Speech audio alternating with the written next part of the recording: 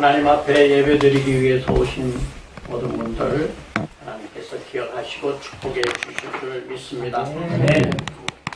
우리 옆에 분들하고 한번 인사 나누시겠습니다. 우리에게 믿음을 더하소서. 그게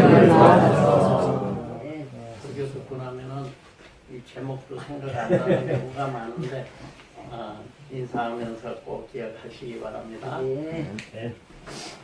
오늘 이 말씀은 믿음을 다주소, 믿음을 달라고 하는 이 말씀인데 어떤 믿음이냐?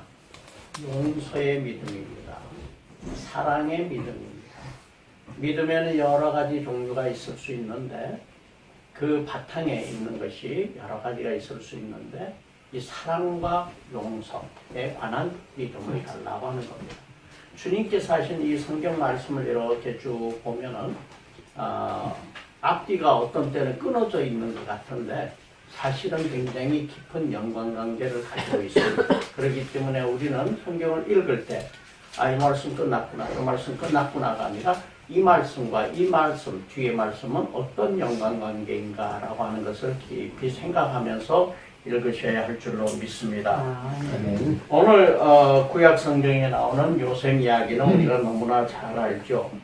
요셉은 그 아빠에게 굉장히 사랑을 받았던 아들이었습니다.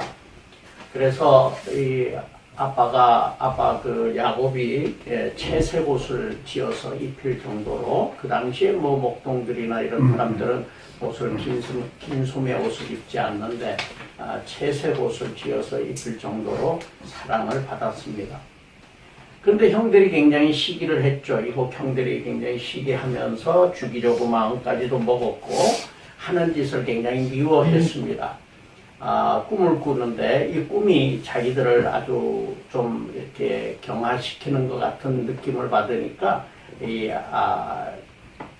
요셉을 죽게 하겠다 하는 그런 생각까지도 했죠. 드디어 일이 벌어졌습니다. 17살 때였습니다. 요셉이 17살 때 나가가지고 형들을 만나러 갔는데 이 양을 치던 형들이 죽이려고 하다 죽이지는 말자. 그래서 다리 팔아버리자. 그래서 애국으로 가는 사람들한테 팝니다. 17살이면 여러분들 한번 생각해 보십시오. 여러분들 17살 때 어떤 나이였습니까? 다 사리 판단하고 다 알고 느끼고 할 수 있는 나이입니다. 그래서 팔려나간 이 요셉이 가가지고는 성실하게 일했습니다. 보디발의 집에 가가지고 그 일을 하는데 아주 성실하게 일하니까 청직이 그러니까 집을 총관리하는 관리인으로 이제 임명을 하기도 하고 여러 가지 혜택이 주어지고 그랬습니다. 그런데 억울하게 누명을 쓰고 그리고 이제 보디발의 아내에게 누명을 쓰고서는 그 다음에 드디어 감옥에 갑니다. 생각을 해보십시오. 외국 땅에 팔려 나간 것도 억울한데 나가가지고 감옥살이까지 하게 되었으니 도대체 내가 믿던 하나님은 어디 계신가 생각하면서 가슴을 치면서 상당히 아마 모르긴 몰라도 밤에 자면서 이불 속에서 많이 울었을 테고 원망했을 테고 미움이 솟구쳐 있었을 것입니다. 근데 하나님께서는 이 꿈을 주시고 능력을 주시고 여러 가지 기회를 만들어 주셔서 사람들이 만들어낸 잘못된 기회도 하나님께서 사용하시어서 선한 뜻으로 더 좋은 것으로 주시는 것을 우리는 보게 되었습니다. 그래서 총리 대신이 되게 되고 긴 이야기는 하지 않겠습니다. 대부분들 아시는 내용이니까 총리 대신이 되어서 이제 형들을 만나게 됩니다. 자기 부모님과 형들을 또 이곳 애국으로 이주하게 와서 고센 땅에다가 자리를 잡게 하고 그 가뭄이 들고 흉년이 들었을 때 이제 다 먹고 살 수 있게 이러한 기회를 부여하게 되죠.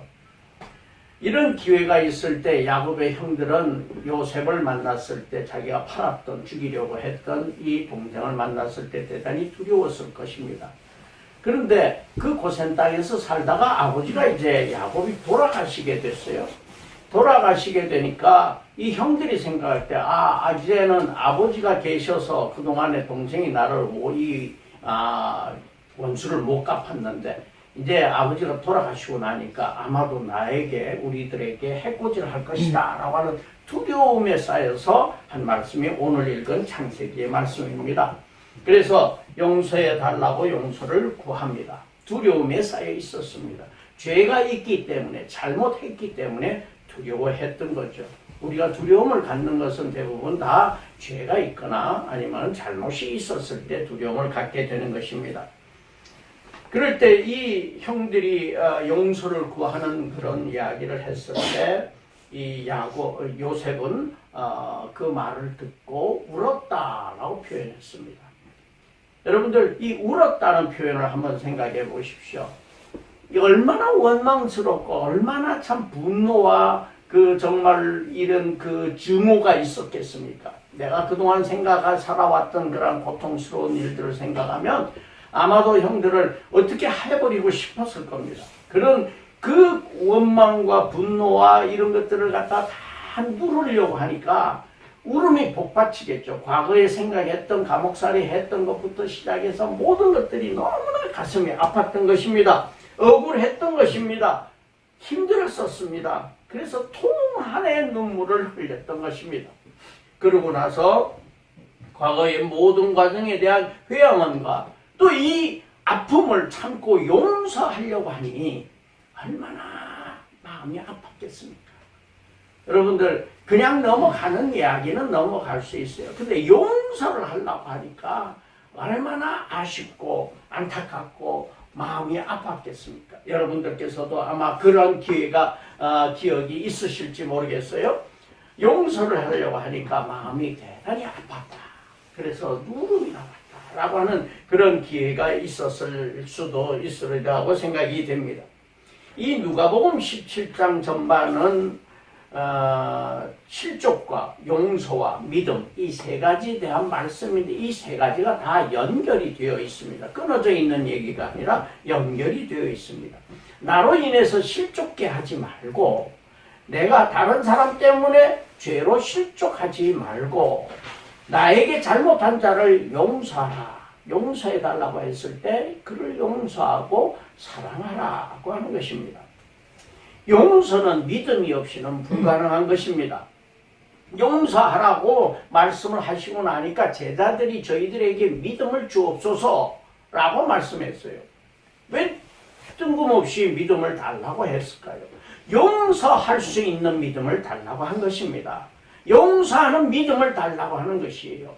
용서는 함부로 일어나는 것이 아니죠. 믿음 없이는 일어나는 게 아닙니다. 불가능한 것입니다. 먼저 내가 하나님의 사랑에 대한 확고한 체험이 없이는 다른 사람을 용서할 수 없다라고 하는 것입니다. 믿음이라고 하는 것은 사랑의 실천입니다. 용서의 베푸름입니다. 또 용서를 받는 것입니다. 이것이 바로 믿음이다. 우리 크리스찬들이 믿음이라는 말을 대단히 많이 합니다. 그런데 이 믿음의 본질은 사랑이다라고 하는 것을 우리는 기억하시기 바랍니다. 예수님의 제자는 남을 용서하는 것이 당연한 도리라고 17장의 전반부에서 말씀하고 계십니다. 이거는 칭찬거리가 아니라는 겁니다. 우리가 남을 용서하는 것, 남을 사랑하는 것은 당연한 것이지 그것이 칭찬거리가 아니다라고 말씀하고 있습니다. 또 원수까지도 사랑하라는 말씀을 우리가 실천할 때까지 용서하고 사랑하라고 하는 것입니다. 하나님의 사랑은 무한한 범위고 하나님의 사랑은 무한한 횟수이기 때문에 우리도 역시 그렇게 하라고 말씀하고 계신 것입니다. 월남전에 여러분들 아시는 대로 이 사진을 보시면은 제일 위에 있는 왼쪽에 있는 사진을 보시면 아마 기억나시는 분들이 많을 거예요. 월남전 사진 그러면 저 사진이 상징적으로 나옵니다. 네이팜탄이라고 하는 것이 이 베트공들이 하도 숲속에 있으니까 잡을 수가 없으니까 이 나무를 다 태워버리는 폭탄이 네이팜탄입니다. 이 네이팜탄을 떨어뜨리는데 이 미군 조종사가 실수를 해가지고 민간 그 지역에다가 떨어뜨렸어요. 그래서 민간인들이 살고 있는 마을에 떨어뜨려가지고 이 아이들이 불이 나가지고 불이 붙어서 뛰어나오는 장면입니다. 저 장면이. 그때 저 가운데 있는 아이가 이렇게 위에 옷을 다 벗고 있는 아이가 사실은 빨가벗은 옷이에요. 그런데 요즘에는 저 사진을 이제 공개할 때는 앞을 저렇게 가립니다. 그래가지고 뛰어나오면서 그 뜨거운 열기 속에서 온몸에 화상을 입고 뛰어나오는 장면을 어떤 기자가 찍은 겁니다. 저 기자는 상도 받고 아주 저걸로 인해서 유명한 사람이 되었습니다. 이 여인이 바로 여기에 내방탄을 맞은 김폭이라고 하는 그러한 여인입니다. 성형수술을 해서 대단히 얼굴이 예뻐졌죠. 상당히 기술이 좋아요. 그래서 예뻐졌는데 몸은 이게 성형이 안 되기 때문에 아직도 온몸에 그냥 불이 붙었습니다. 워싱턴에서 1996년에 월남전 기념비 제막식을 하고 있었는데 이 김폭이 초청을 받아서 가서 연설을 했습니다. 자기가 당했던 이런 일들, 전쟁에 대한 아픔들을 이제 연설을 하기 시작을 했습니다. 그러면서 하는 얘기가 민간인 마을에 민간인들을 죽이기 위해서 사실은 그렇게 한 건 아니지만 죽인 그러한 조종사가 만일에 이 폭탄을 떨어뜨려서 내가 이렇게 화상을 입고 이런 형태로 남게 된 것을 그런 조종사가 만일 나에게 지금 이 시간에 만일에 용서를 구한다면 나는 용서할 것이다 라고 그렇게 말을 했습니다. 그럴 때 그 많은 이제 전쟁 월남전 기념비 제막식에 왔던 사람 중에 한 사람이 일어났습니다. 그래가지고 이 김폭 앞으로 나오면서 하는 얘기가 제가 바로 그 조종사입니다. 제가 바로 그 조종사. 존 머플러라고 하는 조종사가 앞으로 나왔습니다. 김폭은 굉장히 두려웠습니다. 내가 저 사람을 어떻게 해야 될 것인가. 그런데 김폭이 가서 그를 안았습니다. 그리고 존 머플러도 그에게 용서를 구하면서 무릎을 꿇었습니다. 이 아름다운 장면이 있었던 것이죠. 김폭도 존 머플러도 다 하나님을 믿는 크리스찬이 되었던 사람입니다. 하나님의 사랑 때문에 이러한 용서가 일어날 수 있었다라고 하는 것입니다. 오늘 이 말씀을 살펴보면 실족과 용서에 대한 가르침을 주십니다. 먼저 예수님은 실족케 하는 것에 대해서 말씀하셨습니다. 죄에 빠뜨리도록 하는 일들, 실족한다라고 하는 것은 죄에 빠진다라고 하는 뜻을 가지고 있습니다.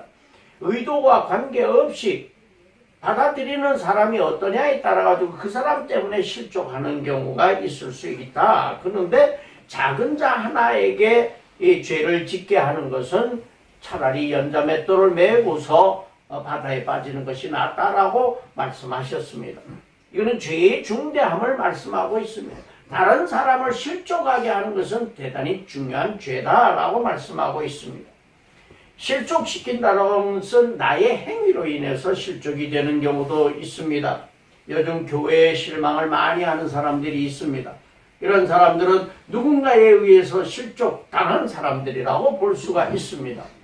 사탄의 유혹, 세상의 미혹, 이단 사설의 유혹, 자신의 교만에 넘어져서 스스로 자기를 실족시키는 경우도 많다라고 하는 것입니다. 그래서 실망하거나 의심하거나 후회하거나 죄에 동참하거나 주님을 떠나는 이러한 것들. 그런데 이 모두는 다 자기 책임이라는 사실을 우리는 기억해야 됩니다. 누구를 원망하고 내가 누구 때문에 실족되었다라고 할 것이 아니라 바로 나 때문에 내가 실족했다라고 하는 사실을 우리는 기억해야 합니다. 마태복음 6장 29절 말씀에 만일 내 오른 눈이 너로 실족케 하거든 빼어버리라고 말씀하고 있습니다. 오른 눈이 실족케 하면 오른 눈을 빼버리라. 두 눈 가지고 지옥 가느니 한 눈 가지고 천국으로 가는 것이 낫다라고 하는 그런 말씀입니다. 이어서 죄를 범한 사람에게는 경고하고 회개하면 용서하라고 말씀하셨습니다. 여기에서 중요한 것은 회개하면 용서하라고 하는 말씀입니다. 어떤 이유에서든지 간에 죄를 짓는 사람들에게는 경고하고 단지 이 경고를 하되 사랑으로 경고하라는 겁니다. 용서를 전제로 해서 책망하고 사랑하는 마음으로 책망하라는 말씀이죠. 나에게 용서를 구하면은 그러면 용서하라고 말씀을 하고 있습니다. 실족한 것은 나에 의해서든지 다른 사람에 의해서든지 결국은 나 자신이 판단하고 나 자신이 결심한 거기 때문에 내가 책임이 있다라고 하는 사실을 우리는 기억하고, 이 실족을 했을 때 실족의 원인보다도 나의 자신의 문제가 있다라고 하는 것을 먼저 우리는 지적해야 된다. 나 스스로 지적해야 되고, 우리가 주변에서 보았을 때 지적해서 넘어지지 않도록 해야 된다라고 하는 것입니다. 무엇이 잘못됐는지 모르면 그 다음에 또다시 잘못을 범할 수 있기 때문에 지적하는 것은 대단히 중요합니다. 그래서 그가 죄가 반복이 되지 않도록 하고 그를 용서할 수 있으면 용서하라고 하는 것입니다. 그런데 용서할 수 없는 사람들이 우리 주변에는 대단히 많습니다. 도저히 나는 이건 용서할 수가 없어. 하나님이 아무리 나 용서하라고 그래도 나는 이 사람은 용서할 수가 없어. 아마도 그런 경험도 있으시리라고 생각이 됩니다. 근데 용서할 수 없는 사람을 용서하는 사람 가능할까요? 크리스찬이지만 하나님 믿는 사람이지만 가능하겠습니까? 주님은 그렇게 하라고 하시는데 여러분들 마음은 어떻습니까? 과연 모든 사람을 다 용서하실 수 있습니까? 요셉의 눈물을 기억하십시오. 요셉은 용서할 수 없는 사람을 용서하였던 사람입니다. 용서라는 말씀을 들을 때 눈물을 흘리면서 가슴을 찢으면서 그는 용서하였던 것입니다. 용서란 것은 가해자들을 향한 피해자가 가지고 있는 부정적인 생각, 행동, 감정이 감소하고 긍정성이 상승하도록 돕는 것을 의미하고 있습니다. 상당히 말이 좀 이리 꼬이고 저리 꼬였죠. 결국은 무슨 얘기냐? 그러면 피해자, 용서한다는 것은 가해자를 자유롭게 하는 것도 있지만 피해자가 자유로워질 수 있다라고 하는 겁니다. 용서한 사람이 오히려 더 자유로워질 수 있다라고 하는 겁니다. 용서는 가해자의 절대적인 잘못이 인정될 때 가능한 겁니다. 나는 피해자라고 생각을 하면서 상대편이 가해자라고 생각하는데 사실은 거꾸로일 수도 있거든요. 우리는 판단을 잘못할 수도 있습니다. 그래서 내가 먼저 잘못했는데 상대편을 용서하라고, 이렇게 내가 먼저 잘못했는데 상대편을 내가 용서해야 된다라고 생각하는 경우가 있죠. 교만한 것입니다. 내가 용서받아야 할 때인 것입니다. 그럴 때 우리는 용서받을 수 있도록 나를 내려놓아야 할 것입니다. 내가 남을 용서해 주는 것, 이거는 어쩌면 쉬울 수 있습니다. 그러나 다른 사람에게 용서받는 것, 이것에도 우리에는 용기가 필요한 것입니다. 우리가 잘못했을 때 내가 잘못했다라고 용서를 구할 수 있는 용기가 우리에게 필요한데, 사실은 다른 사람에게 베푸는 거, 용서하는 거는 잘할 수 있어 라고 할지 모르지만 내가 이 사람에게 가가지고 내가 잘못했는데 내가 잘못했습니다 라고 얘기하기는 대단히 힘들어 할 수도 있다는 것입니다. 왜? yar랑한 자존심 때문에. 주님께서는 아무런 죄도 없이 우리를 위해서 십자가 지셨는데 우리가 가진 자존심이 무엇인지 그거를 왜 못 내려놓느냐는 것입니다. 그럴 수 있다라고 하는 것입니다. 용서는 대단히 중요합니다. 왜냐하면 화목하게 하기 때문입니다. 그러므로 예물을 제단에 드리려다가 거기서 내 형제에게 원망을 들을 만한 일이 있는 것이 생각나거든 예물을 제단에 두고 먼저 가서 형제와 화목하고 그 위에 와서 예물을 드리라고 주님 말씀하고 계십니다. 예배보다 더 중요한 것이 화목하고 용서하고 화합하라는 것입니다. 화평하게 하기 때문에 용서는 중요한 것입니다. 함께 읽겠습니다. 마태복음 5장 9절 말씀 시작. 화평하는 자는 복이 있나니 그들이 하나님의 나라에 용서가 있어야, 사랑이 있어야 화평해진다라고 말씀하고 있습니다. 주님의 기도에서도 오늘 아침에 우리가 예배드리기 시작하기 전에 말씀을 드렸습니다. 이 주님의 기도를 우리가 고백을 했습니다. 마태복음 6장 12절 말씀 시작. 우리가 우리의 죄를 사하여 준 같이 우리의 죄를 사하여 주시옵소서. 마태복음 6장 14절에서 15절 말씀 시작. 너희가 사람의 잘못을 용서하면 너희 하나님께서 너희 잘못을 용서하시리라. 너희가 사람의 잘못을 용서하지 아니하면 너희 아버지께서도 너희 잘못을 용서하지 아니하시리라. 용서하지 않았을 때 우리 마음에 분노가 가득 차 있습니다. 미움이 가득 차 있습니다. 그 마음에는 주님이 계시지 않습니다. 믿음이 없기 때문입니다. 예수님이 없는 신자들이라고 볼 수가 있습니다. 먼저 용서하시길 바랍니다. 최후의 만찬을 그린 미켈란젤로, 그는 이 최후의 만찬 그림을 그리면서 친구와 싸움이 있었습니다. 이 싸움을 하면서 유다의 얼굴을 그리는데 유다의 얼굴을 바로 자기가 미워하는 그 친구의 얼굴을 그렸어요. 그래서 유다의 얼굴을 거기 그려놓고 만대 그 그림이 다른 사람들이 자기 친구의 얼굴이 유다 얼굴이라고 저주하고 막 이렇게 받도록 하기 위해서 친구 얼굴을 유다의 얼굴로 다 그려놨습니다. 그리고 막 분노가 차가지고 씩씩거리고 있었습니다. 예수님의 얼굴을 그리려고 하는데 예수님의 얼굴이 생각이 나지가 않습니다. 떠오르지가 않습니다. 그래서 미켈란젤로가 막 고민을, 예수님 왜 내 얼굴이 이렇게 예수님 얼굴이 떠오르지 않습니까? 라고 막 기도할 때 소리가 들려왔습니다. 그를 용서하라. 그를 용서하라. 그래서 그를 용서하는 기도를 드리고 나니 예수님의 얼굴을 그릴 수가 있었다 하는 일화가 있습니다. 우리 마음속에 분노가 있을 때, 미움이 있을 때 우리는 주님의 얼굴이 내 마음속에 없는 것입니다. 믿음이 자리에 잡을 수가 없다라고 하는 사실을 우리는 기억해야 할 것입니다. 다른 사람을 용서하기 위해서는 무엇보다도 내가 더 큰 용서받았음을 깨달아야 하는 것입니다. 남을 용서하기 위해서는 내가 용서받은 사람이라는 사실을 알아야 된다는 것입니다. 용서는 어떤 행동, 누구에게 베푸는 행동이나 그런 것들이 아니라 내가 더 큰 사랑을 받았다는 것을 깨닫고 자신이 발견되는 과정이다라고 하는 것입니다. 남을 용서하기 위해서는 내가 이렇게 받은 사랑이 크다는 것을 느낄 수 있을 때 그를 용서할 수 있다라고 하는 것입니다. 분노와 비난을 이해와 사랑으로 바꾸는 믿음이 필요합니다. 자신이 죄인임을 발견해야 된다라고 하는 것입니다. 우리는 자기 자신의 죄를 더 절실하게 확실하게 깨달을수록 회심할수록 회개할수록 우리는 남들이 존귀해 보이고 남들을 용서할 수 있다라고 하는 것입니다.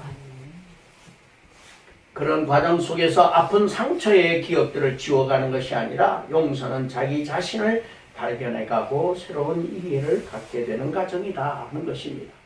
이 용서는 그러면 어떻게 일어날 수 있는가?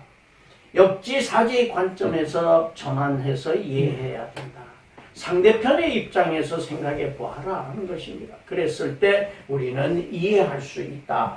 또 다른 사람의 가치를 인정해 주어라 하는 겁니다. 나만 귀하고 다른 사람은 귀하지 않은 것이 아니라 그도 귀하다라고 하는 것을 인정하라는 것과 그리고 아프지만 사랑의 눈물을 우리는 흘려야 한다.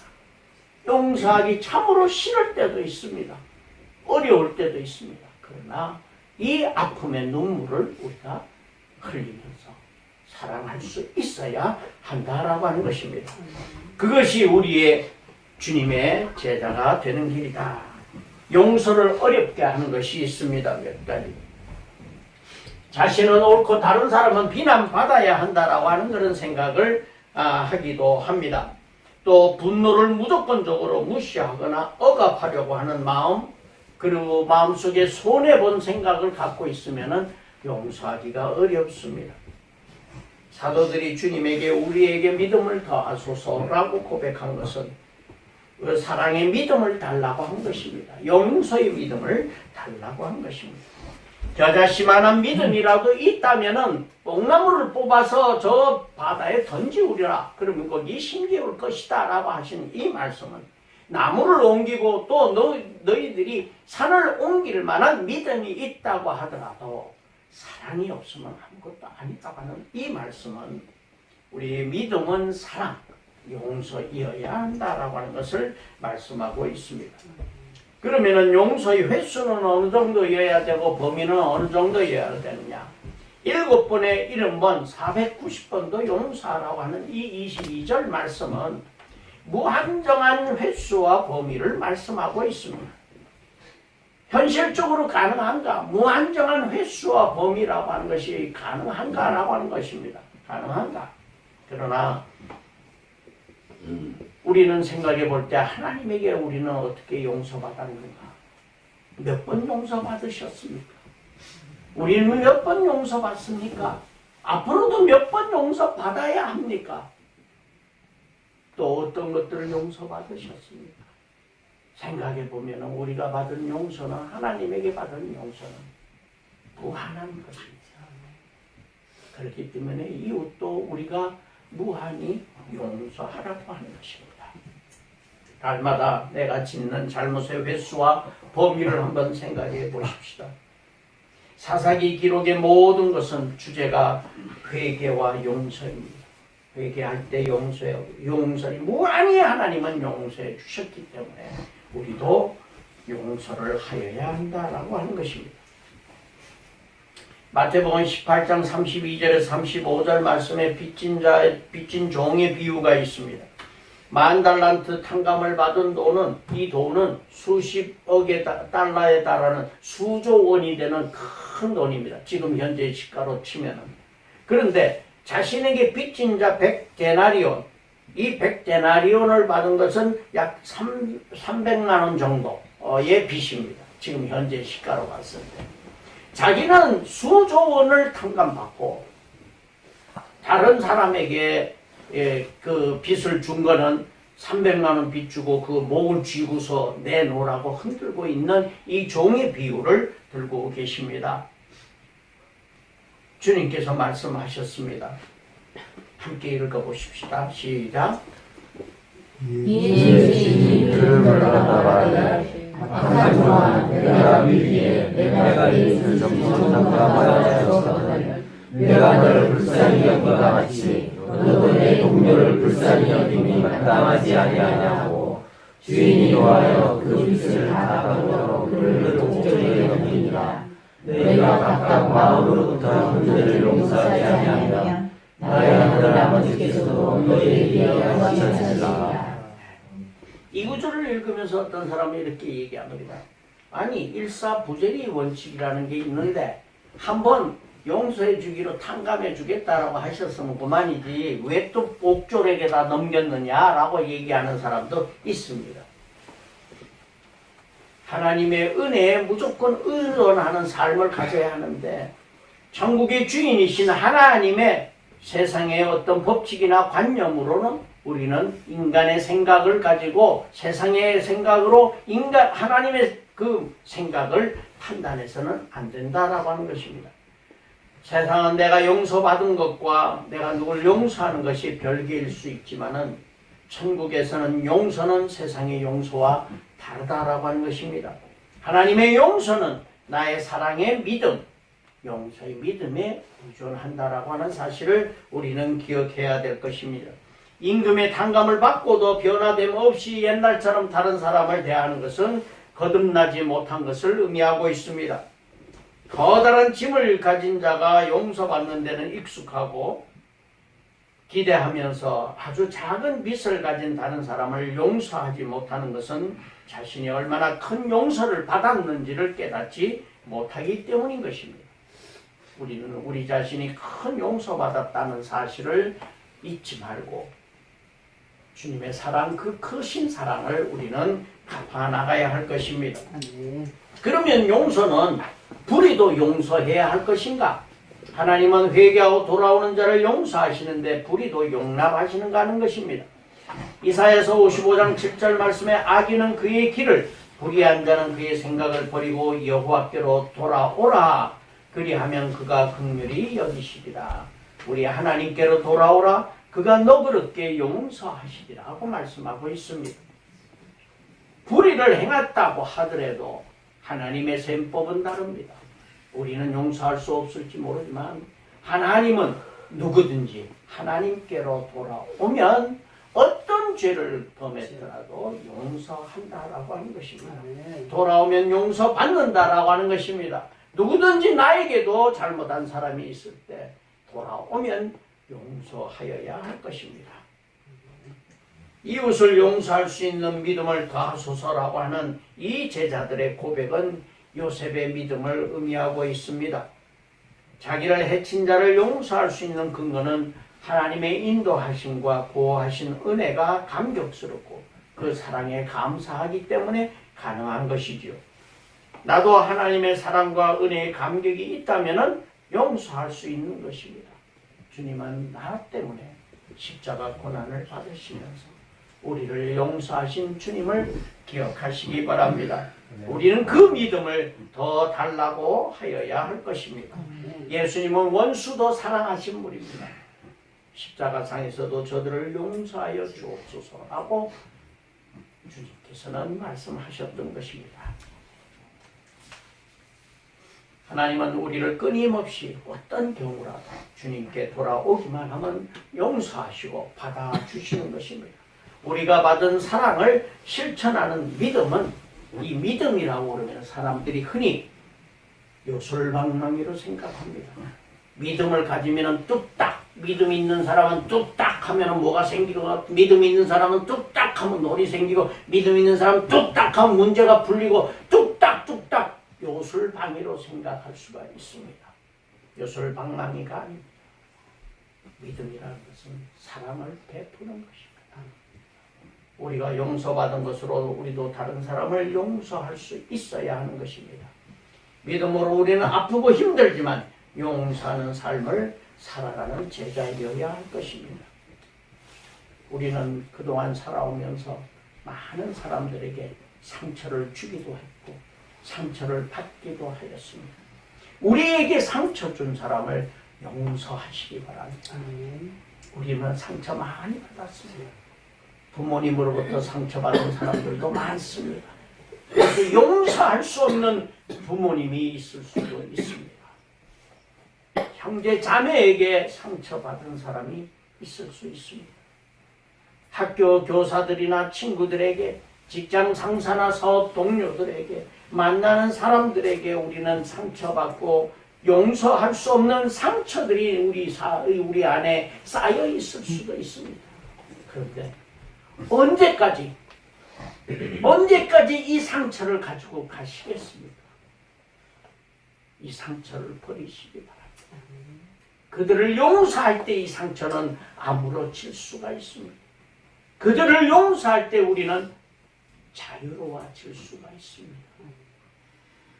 주님이 우리를 용서하신 것처럼 십자가에서 당하신 고난을 기억하면서 우리는 그들을 용서할 수 있으시기 바랍니다. 3장 2절 말씀에 함께 읽겠습니다.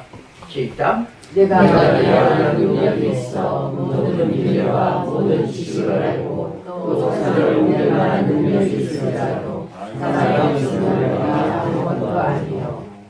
사랑의 용서를 실천하시기 바랍니다. 주님께서 십자가상에서 저희를 위하여 고난을 받으시고 저희의 죄를 용서하시고 우리는 우리 마음속에 있는 아픔들을 용서하지 못하고 있었습니다. 주님, 저희들에게 믿음을 더하여 주시옵소서. 아멘. 주님, 저희들에게 아픔을 준 많은 사람들을 날마다 용서할 수 있게 하여 주시옵소서. 예수님 이름으로 기도 올려옵니다.